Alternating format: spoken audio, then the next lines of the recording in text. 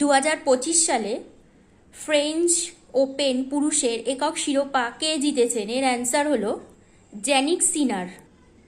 গোদাবরী নদী কোথা থেকে উৎপন্ন হয়? এর অ্যান্সার হলো মহারাষ্ট্র। অর্থনৈতিক পরিকল্পনা কোন তালিকার অন্তর্ভুক্ত? এর অ্যান্সার হলো কেন্দ্রীয় তালিকা।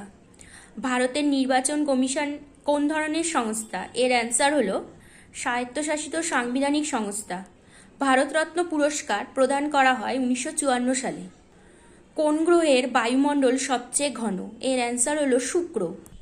আর্টিকেল 32কে কনস্টিটিউশনাল রেমিডির আত্মা বলা হয় কারণ এটি মৌলিক অধিকার লঙ্ঘনের বিরুদ্ধে আদালতে যাওয়ার অধিকার দেয়। এই কারণে জিরো আওয়ার বলতে কি বোঝায়?